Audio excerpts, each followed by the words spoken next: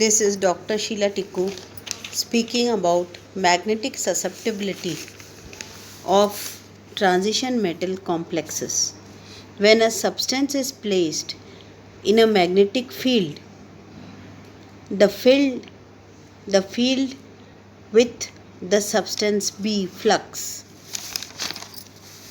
the electrons interact with the flux B is equal to H plus 4 pi I, when 4 pi I is the field induced within the sample.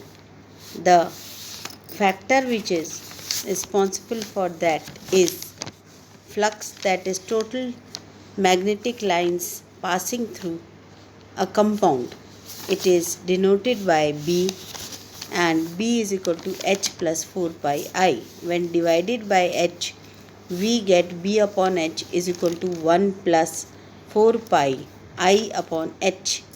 I upon H is equal to K, which is the volume susceptibility. This volume susceptibility is going to be converted into specific susceptibility, where specific susceptibility is equal to K upon density, where inverted P is the density of the surface, alternate ions of the compounds. The density is taken into consideration, and the density is the substance. The density is the substance which comes on with the facts which are going to be considered. Next is the magnetic susceptibility, or it can also be converted into molar susceptibility. The molar susceptibility is equivalent to total magnetic movement per mole divided by H. That is equivalent to Mn upon H, where m is small m is the average movement per molecule and n is the Avogadro's number.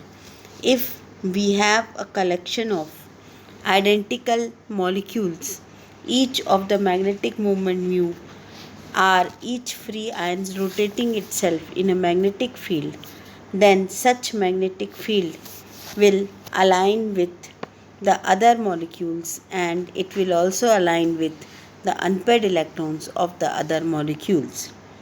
Langmuir showed that this situation, the average magnetic moment m dash and the actual magnetic movement per molecule are related.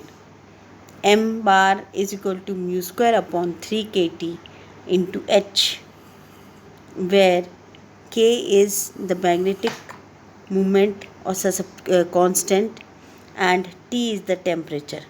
This is again related with xm, yani molar susceptibility is equivalent to n mu square upon 3 kt.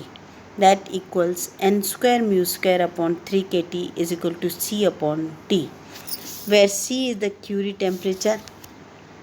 C is the Curie temperature, and it is also known as Curie law.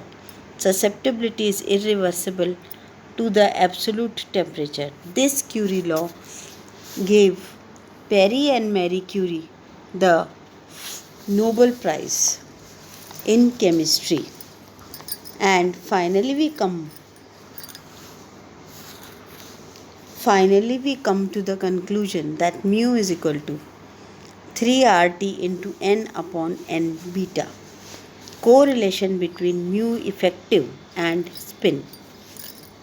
Correlation between mu effective and spin.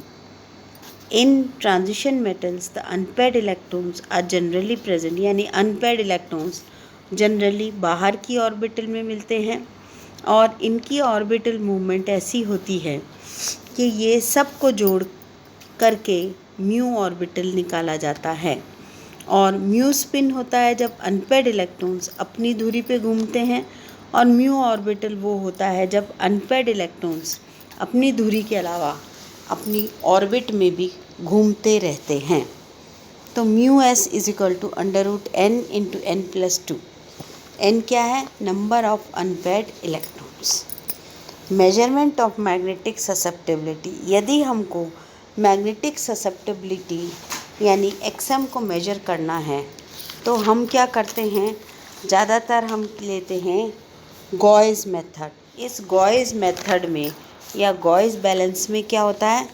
हम दो तरह के wait लेते हैं और ये दो तरह के वेट के अंदर पहले तो हम पदार्थ को मैग्नेटिक फील्ड में लटकाते हैं जब कि वो क्यूब खाली होता है। उसके बाद हम पदार्थ डाल करके उस क्यूब को मैग्नेटिक फील्ड के अंदर लटकाते हैं। तो यदि डायमैग्नेटिक पदार्थ होता है तो लाइंस ऑफ फोर्स उसके बीच में से नहीं निकलती, तो क्या होता है? जो वेट होता है, जो वज़न होता है वो कम हो जाता है। और जब पैरामैग्नेटिक सब्सटेंस होता है तो जब मैग्नेटिक लाइंस ऑफ फोर्स उसके बीच में से निकलती हैं तब क्या होता है? जब मैग्नेटिक लाइंस ऑफ फोर्स उसके बीच में से निकलती हैं तो क्या होता है? वज़न बढ़ जाता है। इस चीज़ से हमको पता पड़ जाता है कि वो जो मैग्नेटिक फील्ड है वो मैग्नेटिक फील्ड किस प्रकार का है, डायमैग्नेटिक है या पैरामैग्नेटिक है।